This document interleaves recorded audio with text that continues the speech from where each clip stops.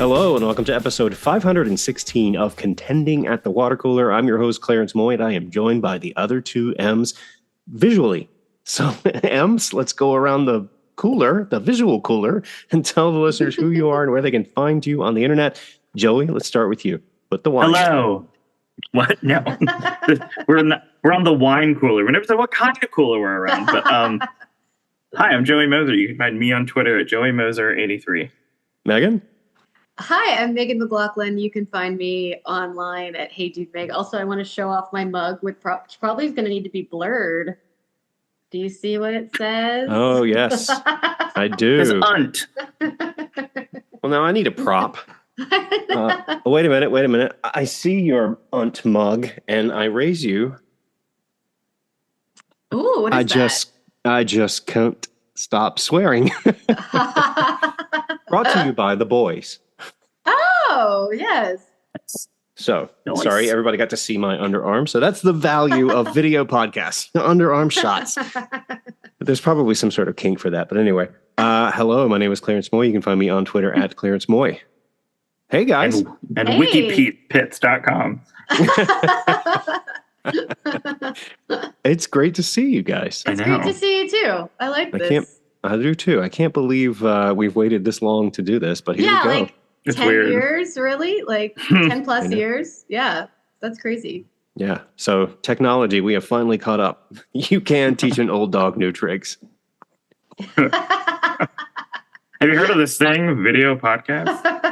It's amazing. Amazing. I feel like nobody wants this right now. I feel like Kristen Bell and being like, I should be on my couch. Maybe I'll do that next time. Huh. I like how she always does that.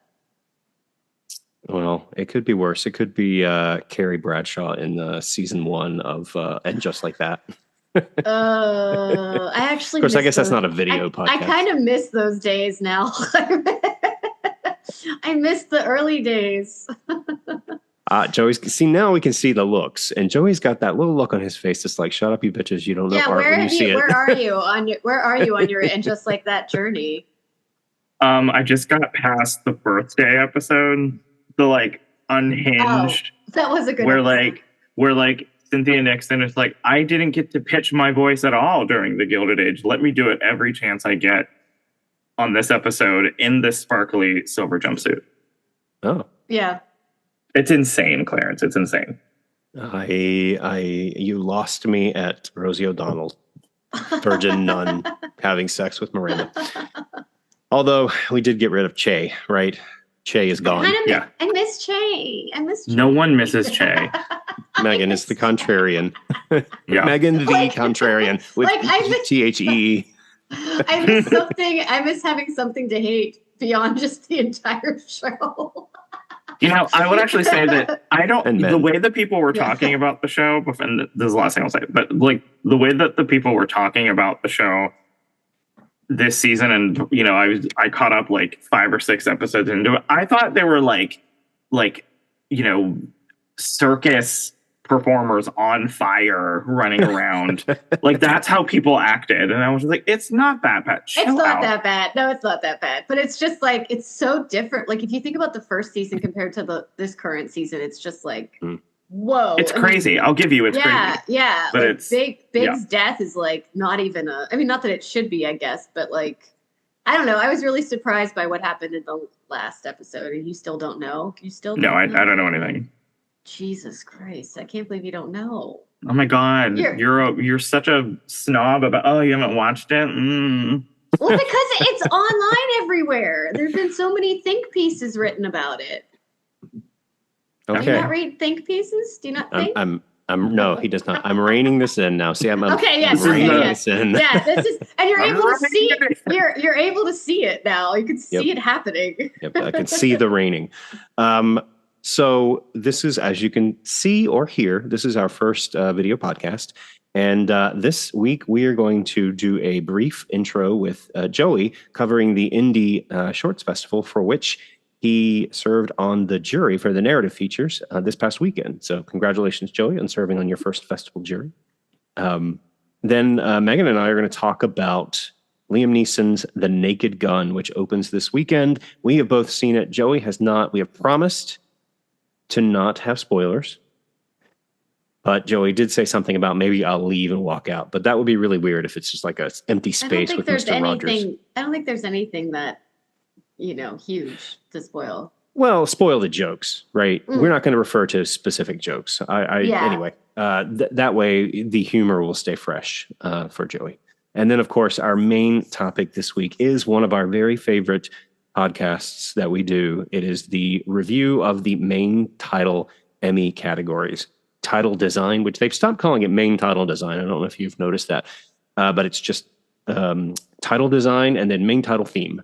And then we'll close with the flash forward to the media we're most anticipating in the upcoming week. Sound good? Yeah. All right. Now I have to pretend to be interested in things that you say. Because you can see if I'm not. I'm kidding. Joey, tell us about the Shorts Festival, the Shorts King, which, by the way, needs to be on your Twitter bio. Yeah. Oh, it should. You need to own that. The Shorts King. That's your thing. I branded that your thing. Thank you. You're welcome. I feel like you're. I have anointed the Shorts King. Okay. Yeah. So, I was invited to be part of the narrative jury for indie shorts. I've covered indie shorts a couple of times, and it just so happened that stuff aligned. They've invited me to come before, but it was just I never knew when it was and everything. So they invited me to go. They put me up. The hotel that I was staying in was very nice. I have pictures of it. So I was really. Another thing that I sort of noticed when I was driving there, because it's only 2.5 hours away, that I was like, oh, I've never been to a film festival before, like on my own for the first time. Like Tiff, Megan, and I experienced it together blindly for the first time. And when I started going to Middleburg, Clarence already had experience going. So I've never been to Indianapolis before. Like I said, it's only 2.5 hour drive. I will say that was one of the best sort of events that I've ever been to. The vibe there. There's no cynicism. Everybody was just really excited to meet each other. I only attended 4 shorts programs because I was going to a lot of in-person networking things. So I met a ton of filmmakers there, and there was this one event. It was like a speed networking thing where I was an industry anchor, and people just moved every 5 minutes, and I got to talk to them about their films, and they found me on Instagram, and we talked about things, and I'm going to review a bunch more stuff, and that was really cool. I think between everything, because I was trying to consume as many shorts as I possibly could, I'm shaking my desk, that I think I saw, the last time I counted, I've seen 106 of their shorts. They had 253 shorts over 39 programs where it's, they do genre stuff. They have high school filmmakers. They gave over $35,000 in prizes. It is an Oscar qualifying film festival. So for live action, documentary, and animation, the 3 filmmakers that we award, they gave a ton of awards away. I think 18 awards. And the top 3 awards, those filmmakers now qualify to be shortlisted for the shorts categories, which was really kind of cool. So I got to present the narrative jury. We awarded Sam Davis's The Singers, which is a really quirky, fun, kind of dark short film. And then I also presented an award to Lee Knight, who is the director of this really awesome, clear short film called A Friend of Dorothy. How hard it was for me not to go off script and be like, and from one friend of Dorothy to another. It's a really sweet movie. It was, I don't know, I just had a really great time.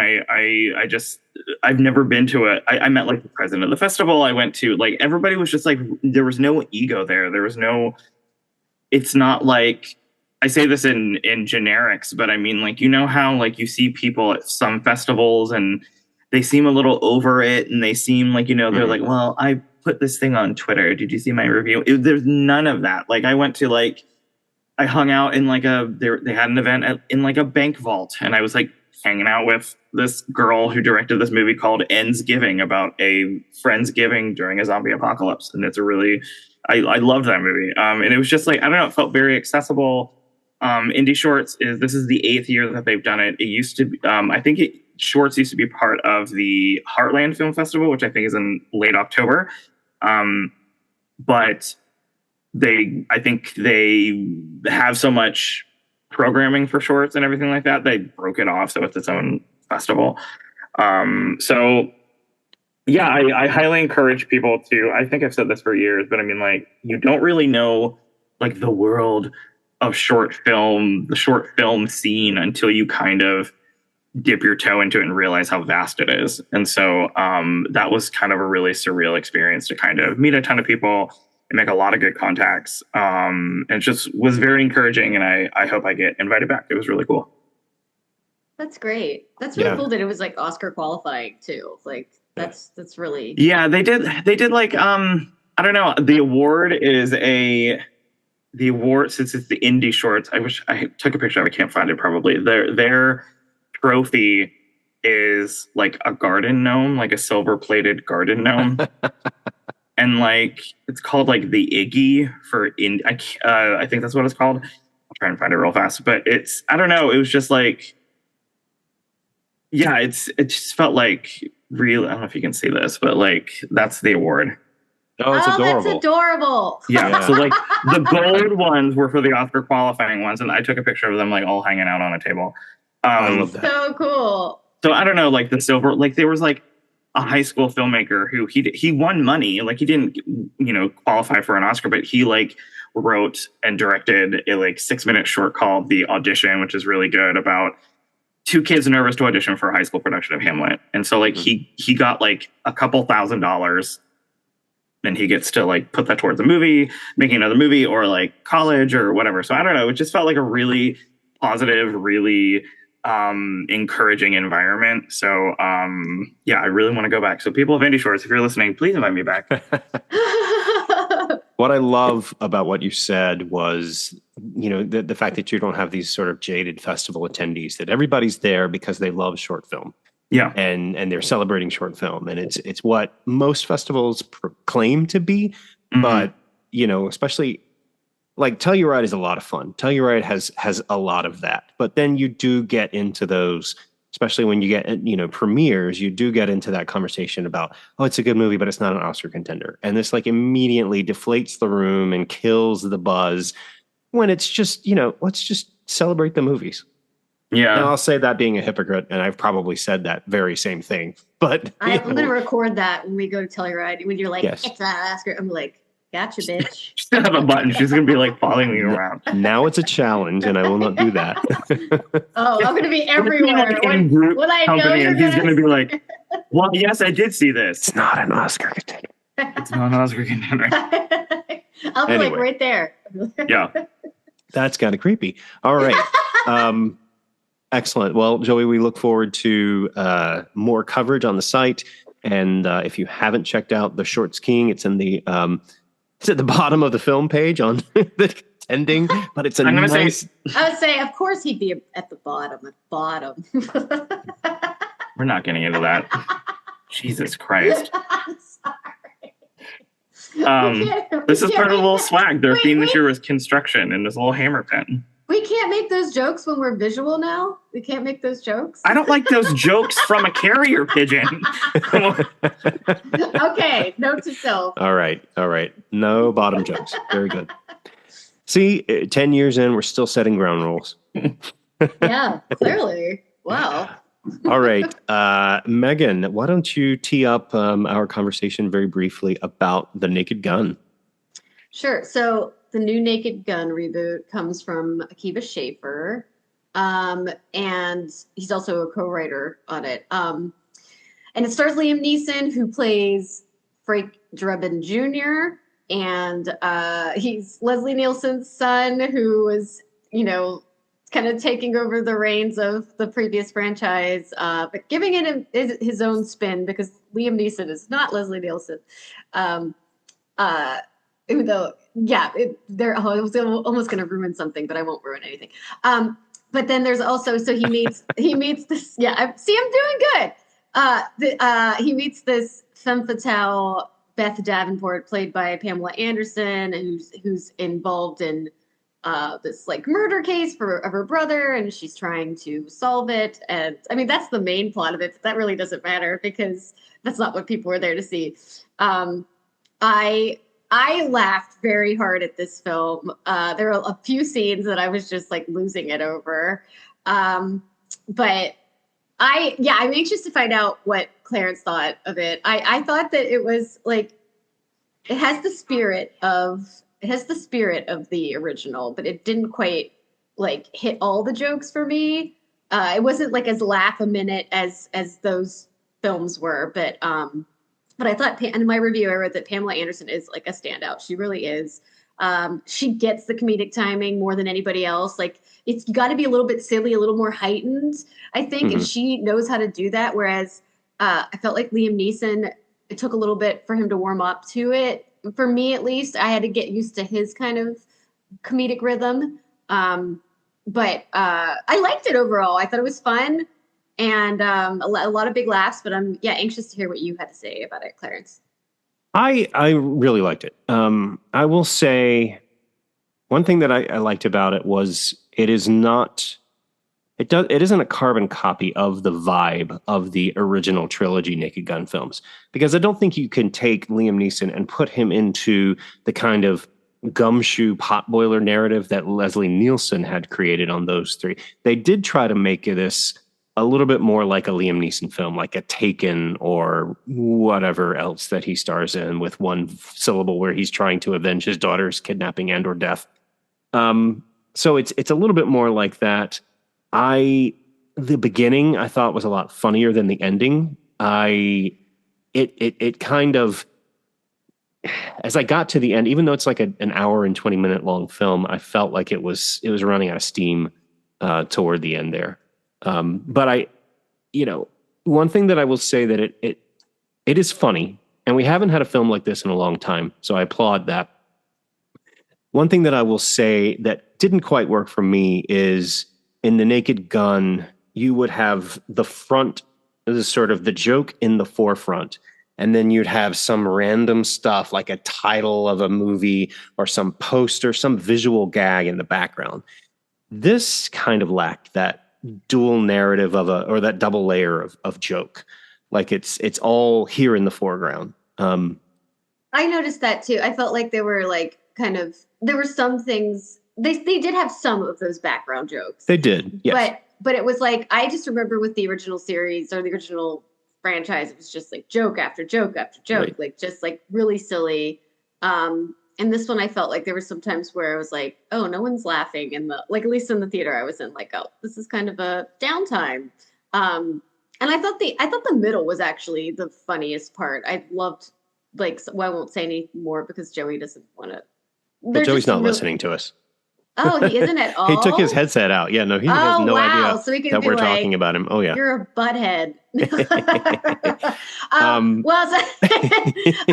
The getaway, the weekend getaway scene, I thought was really funny with the snowman. Yes. The snowman was very random, and you can tell it was very Family Guy influenced. Yes, 100%. And which Family Guy is like my jam, so I was totally into that. But I felt like I kind of wanted it to be a little weirder, and like at times it was doing more straightforward things. I liked the weirdness, but yes. But overall I liked it. I was just hoping for a little more laughs. Agreed. It's people will go and they will not be disappointed. And we all need to laugh. So right, and I hope people go to see it this weekend because I think seeing it with a group is really fun. I agree, and the infectious nature of the laughter that happens within the film. So we both liked it, and very anxious to see what people think as they see it this weekend.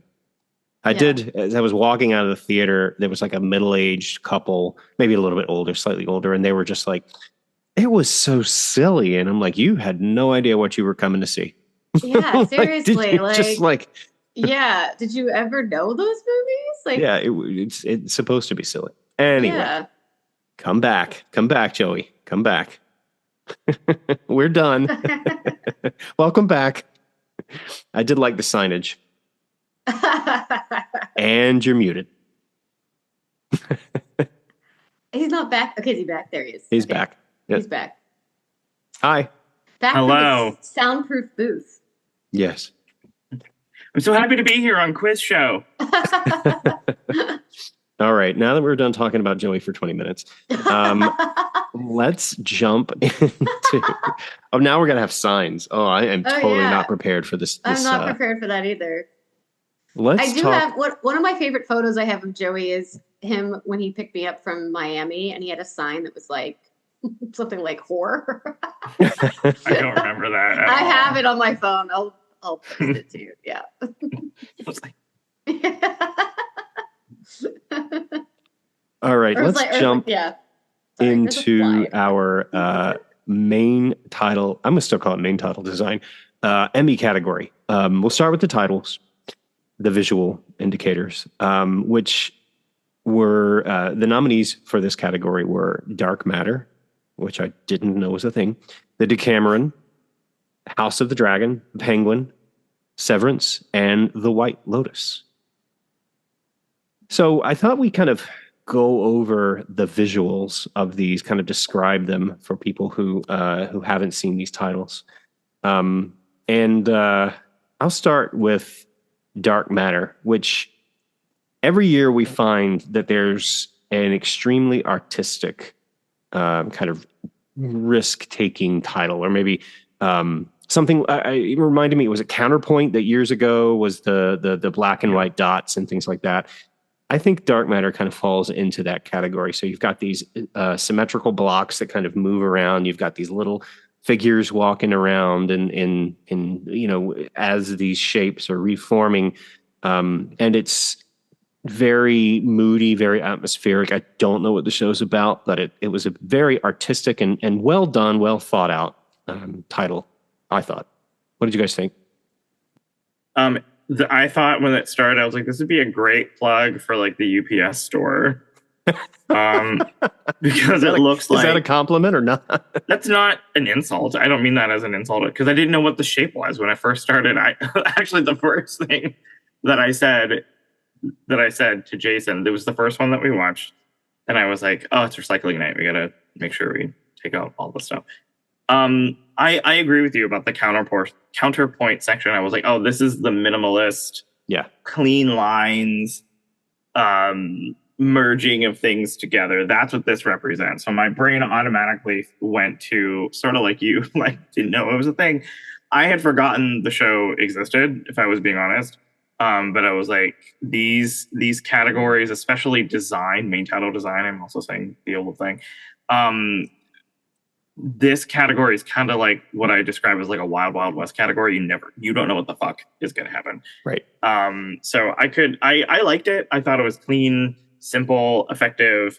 Sometimes I wonder when we have these and it's like a show that I've never watched. I was like, do I want to watch the show because of the main title design? Probably not, but probably more so than some of the other shows that are on here.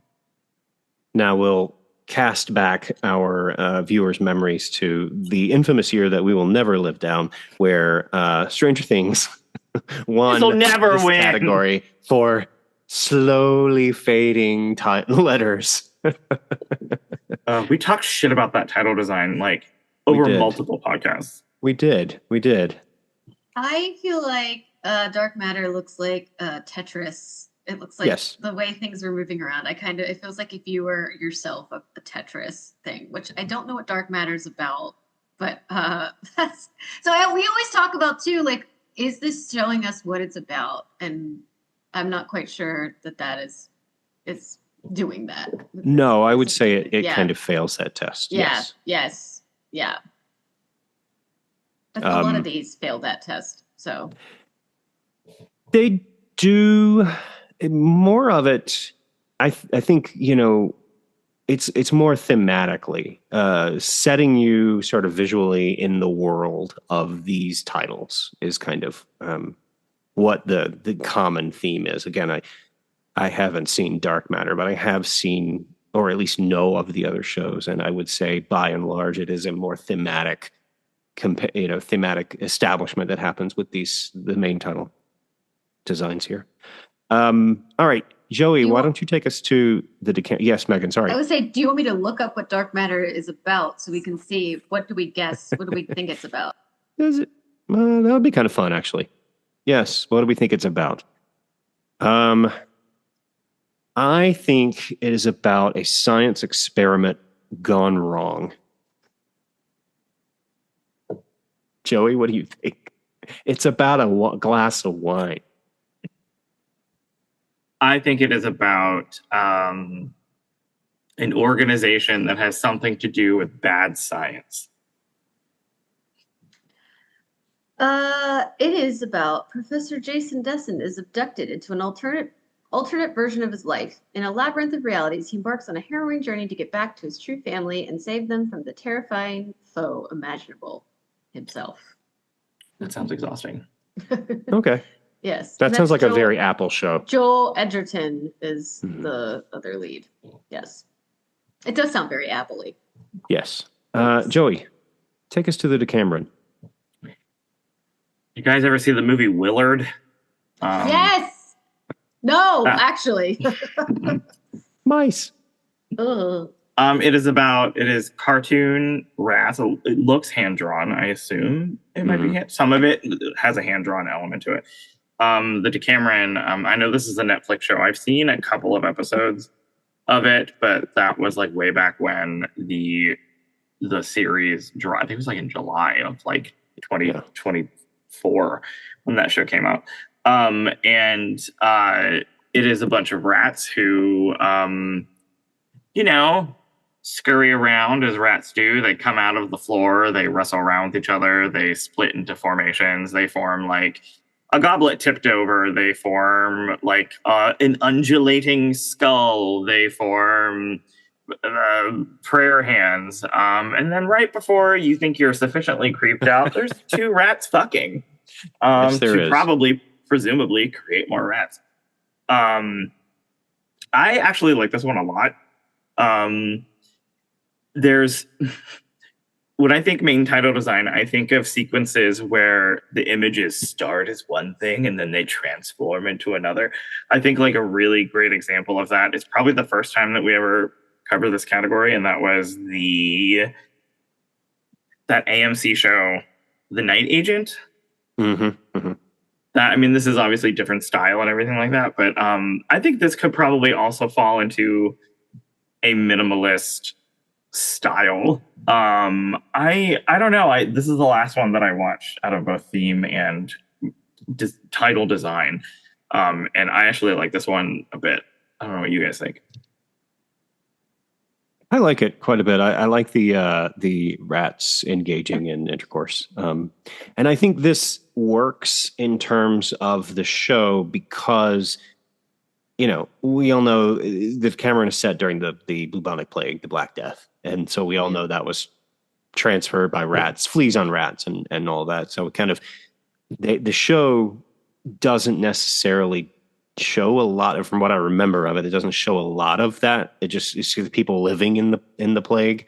But this kind of orients us in a playful way what the Black Death was. Which I loved. It's pretty gross. It's kind of a gross sequence. It's just the anti-Ratatouille. It's creeping me out. It's really creepy. Oh, the rats fucking. It's really it's really creeping me out. And they're staring at you while they're doing it too. It's very well done though. Like it's very well done, and I do think you're right that it's like it kind of tells you what it might be about. It gives you hints of, it's kind of more on theme than the other one, I feel like. Right. Agreed. Let's jump to House of the Dragon. And Megan, you want me to do that one? Yes, hold on. Okay. I'm watching it. I'm going to watch it right now as we okay. Since Megan didn't do her homework, Joey and I are going to do the describing. So this is season 2, House of the Dragon. The first season was sort of the main titles were very disappointing because it was a a river of blood, the bloodline, going from Targaryen, a figure representing each Targaryen through this like stone castle or whatever, and the figures were hard to see. It was just a very underwhelming title sequence, especially when you come back from Game of Thrones, which was, whatever you think about the show, Yeah. the title design was iconic. All those little buildings and the map of Westeros and things like that. They completely threw the script out and restarted everything. And now it's the tapestry of the Targaryen family. And so it represents scenes within the show. It represents figures within the bloodline of the Targaryen family. And I like how it has a handmade feel to it because it shows you the stitching, but it's still obviously computer animated, of course. But I think it's definite improvement over House of the Dragon season 1. I don't know that this necessarily should have been nominated, but I like it. I just think there's probably others out there that were more creative, but I like it. I like it. I think it's actually quite visually stunning. And now I'm going back to watch what the first one looks like. Oh, right. The first one's not. Yeah, great. it is kind of. There's no color. Good. I mean, that opening shot of the blood soaked on the tapestry is really great. Yeah. And you're right, because I don't watch this show, but this is just not as interesting, I guess, or like not as in line with what the. If you're keeping it Game of Thrones-esque, I don't know if I'd immediately think this was Game of Thrones watching the first one, but the second one, it's really pretty. And you're right, I like the way that it's highlighting kind of like scenes that you might be seeing. I mean, I'm assuming, but I do like the second one better. Joey? I just like the texture of it. I think the texture is pretty cool. The different kind of and a lot of it, there's a lot of like orange and white and yellow and blood red. I like this one way more too. A lot of movement. Yeah. You sort of get a sense that this tapestry is really large, full of history. I did think at one point that as I was watching it, it's only it's like a 2-minute long sequence. I actually thought I was like, all right, come on. Blood's the way that I spill something on something, it stains something really quickly. They need to move the staining of the blood a lot faster than this. But no, I like this one.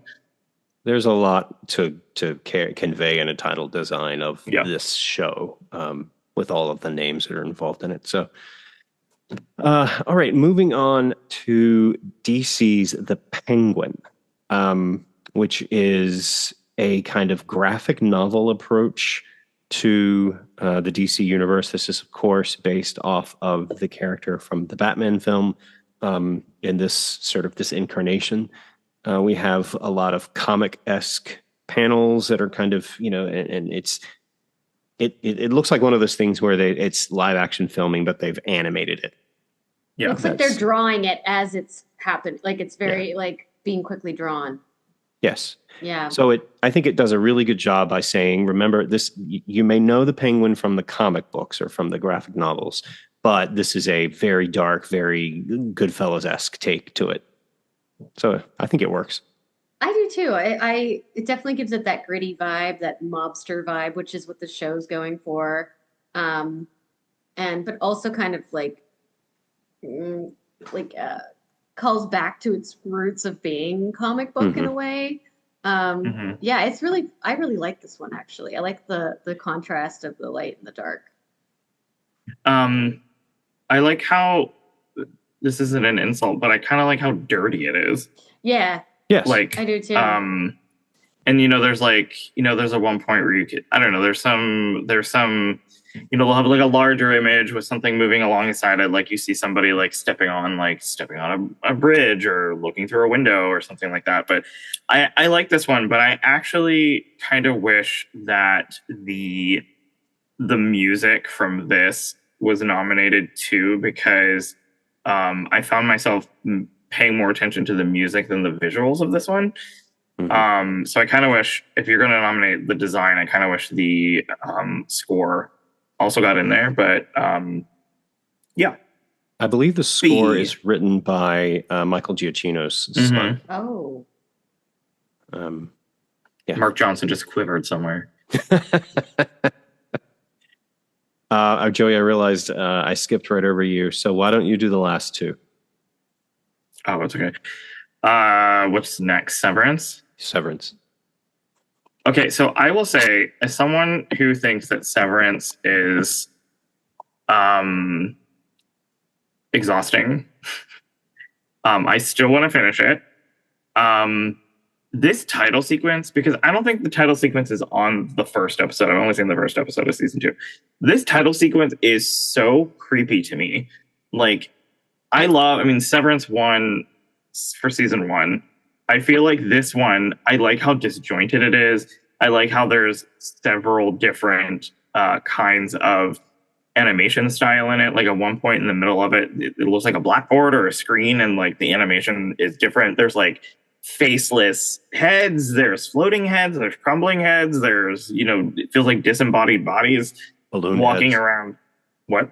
Balloon heads. Balloon heads? Yes, thank you. How can I forget? It's just, I don't know, it felt, this felt, and we're probably going to talk about predictions and stuff, but this kind of felt like a front runner to me.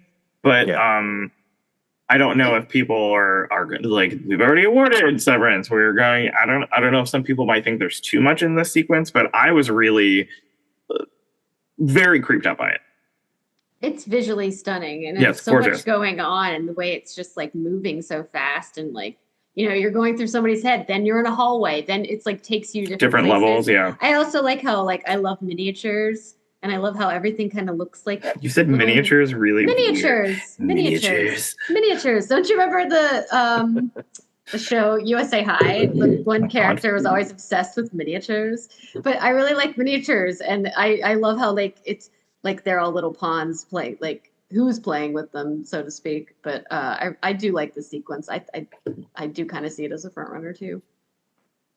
It is good. It's very creepy. I really don't like it, but I respect the art behind it, and I understand that the visuals just creep me out, particularly with the Adam Scott's hands coming to the back of his head in the in the last shot right before the main titles end. I think it by itself, it's a great opening, but I would argue that it doesn't necessarily convey the tone of the second season. I don't think the second season feels as creepy as these main titles would have you believe. Yeah, I feel like the first season was definitely creepier, and I also think, I'm going to admit this, when I was watching Severance, I always skipped over the sequence because it's so damn long. It's really long. Like, yeah. And I'm like, you're just confusing me more when I watch this. I don't fill my head with these things. Yeah.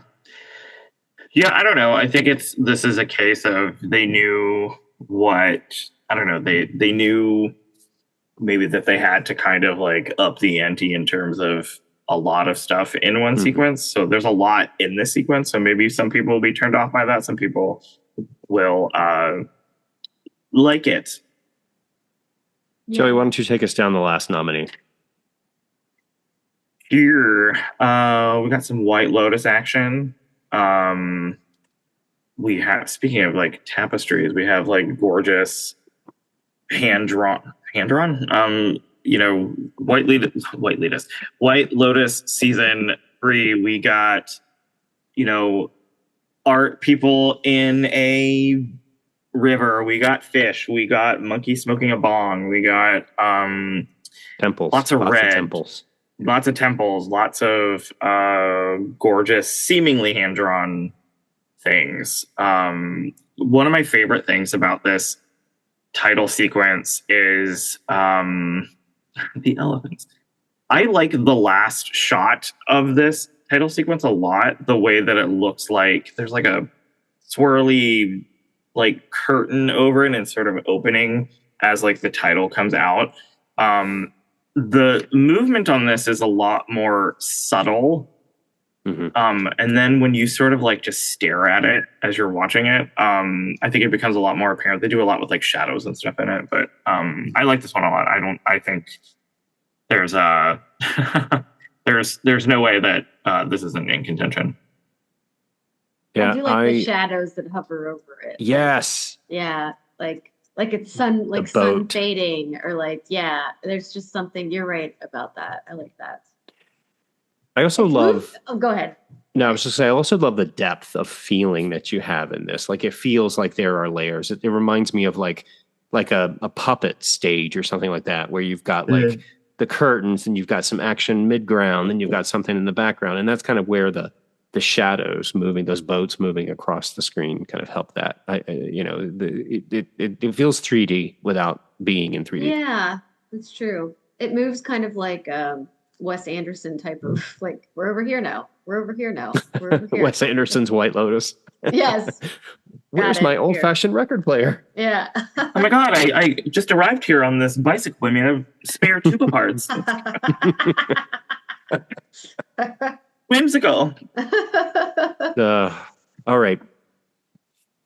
What do we think is the frontrunner here?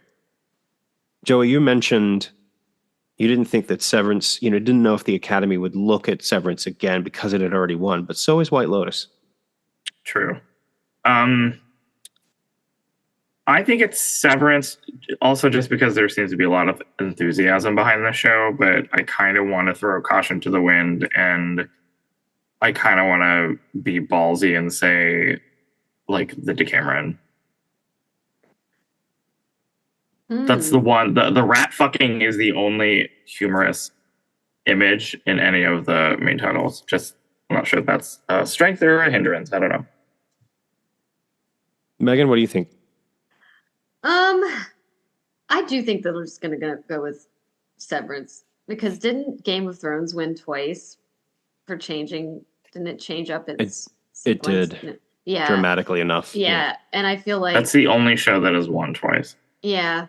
And I mean, don't get me wrong, I don't think Severance is quite the phenomenon that Game of Thrones was, but I do think that the sequence is really stands out, and like of all of them, I think it's one that's most. I mean, I think people remember that sequence.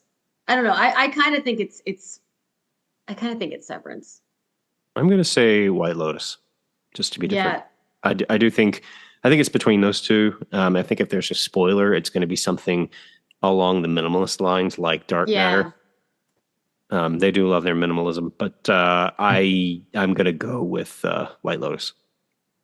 Yeah, that's. I mean, any of these could. This is so hard, really. It's like it's almost impossible to predict. Yeah.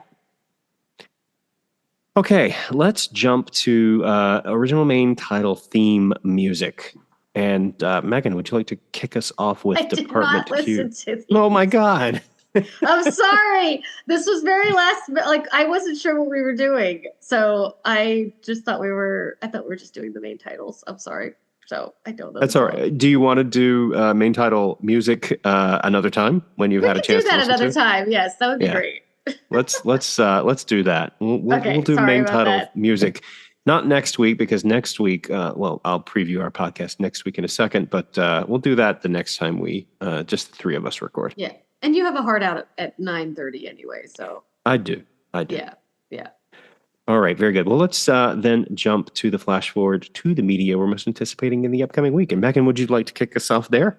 Sure, I can look forward to something. Well, I really do want to see Together, but I'm probably going to have to wait, but I'm really dying to see that movie. I've also been watching Solo Traveling with Tracy Ellis Ross, which is really fun, but also makes me think, like, they should do Solo Traveling with me and show you, like, this is what it's like on a budget. Like, because everything she's doing is so extravagant and great. And also she's promoting her hairline, which, like, get it, girl. But I also want to be like, what's it really like to solo travel? I can tell you. And it's not as glamorous sometimes, but I am enjoying it, though. I love her so much. And then I'm still reading the book Sky Daddy, which I'm enjoying. And I'm sure there are other things. Everybody should go see Naked Gun because it's a lot of fun. And that's probably about it. Joey, what about you? I want to see Naked Gun. I'm dying to see Together. I think we're going to go see it on Friday. I'm trying to do like a big, movie catch up. I saw Fantastic Four, and I know you did last summer, and Can't remember. Something else. What did you think of I Know What You Did Last Summer? Boo. I was going to say, were you upset by the killer? Because I'm still reeling. I'm not upset by that. That didn't bother me. Me. But yeah, I think I said online, I was like, your favorite, the best thing about your movie should not be a dead character in a dream. There was a character in it, the blonde girl, and I can't remember her character's name, but the whole time she was like, work diva slay. I was like, someone kill her. Where's the fisherman? Where is the fisherman? Yes. It was fine. I had a good time, but it was just like, come on, guys, we're still doing this. It's a terrible movie. It's a really terrible movie. If you're going to make a slasher movie, the thing that you have to have in a slasher movie is at least one iconic kill scene, one great moment, like the Drew Barrymore sequence in Scream, something like that. I mean, not something that's going to hit all of the be remembered, but at least something that's like, oh wow, that was really cool. Nothing. You didn't. No, and I'm so sorry. There was I appreciate the attempt at shirtlessness from all the men, but I was like, you cannot compete with Ryan Phillippe from 1997. Stop trying. And that was the other thing. None of the cast felt memorable at all. Yeah. No. The only one that's memorable is Sarah Pigeon. It's because I love Sarah Pigeon. No. And I did not recognize Suey Wonders. I kept looking at her and I'm like, that's the girl from the studio? She's so good in the studio. Yeah, she is. Yeah. She is. If I can just say one last thing. Yes, I'm sorry. Not really a flash forward, but can people please go see Sorry Baby? I saw that. I'm dying to see that one too. I saw that movie completely blind when I was in Chicago 2 weeks ago, and that might be my favorite movie of the year so far. I went in completely blind, didn't know anything about it. I didn't watch the trailer. I kept seeing ads for it on Instagram, and I would scurry past it really fast. And I was just really taken with the emotion of that and the way that it, blends dark humor with really heartfelt emotion. I love that movie. So if people haven't seen it, please seek it out. Excellent. Did you wrap your flash forward? Yeah, I'm done, please. Yes. Sorry. All right. I can't believe you beat me to Fantastic Four, but I'm waiting to go see it with my son this weekend. So I will be seeing it this weekend. I'm very excited. We also, Materialists is on VOD, so I will be seeing Materialists with the family.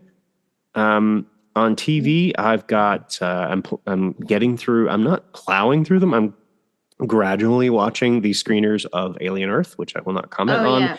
And we just got the first 4 episodes of Netflix's Wednesday. So I will be also watching that to see what this new season looks like. And of course, reading A Storm of Swords, the 3rd book in the Song of Ice and Fire series. What? All right. So does that cover it? Yeah. Yeah. All right, let's get the hell out of here. So we are the 3 M's, the contending co-founders, Joey Moser, Megan McLaughlin, and me, Clarence Moy, thanking you for joining us, asking you to remember to rate us on your favorite podcast app and give us a thumbs up on YouTube. Click like and subscribe. I've always wanted to say that. Hey guys, welcome back to my channel. Yeah. Sorry. But before we go, a few things we're going to queue up. This Friday, we're going to have one of 2 podcasts with a desperate housewife dropping on the podcast feed. Then on Monday, we're going to be doing a podcast with some Telluride regulars who are going to teach Megan and Joey all about the Telluride experience and sort of forecast some of the titles that are going to be at this year's festival, which will be happening in a month. We'll be together for the first time since 2017, all 3 of us. That's crazy. And last time that caused Warren Beatty Faye Dunaway to read the wrong name. So who knows what's going to happen this La La Land. So we'll see what happens with the universe when we're together again. And then also on Monday, Joey and I will be dropping our last Desperate Housewives Revisited podcast with another housewife. So we're very excited. Yay! All right. So that closes out. Thank you so much for listening, and we wish you all a very pleasant tomorrow.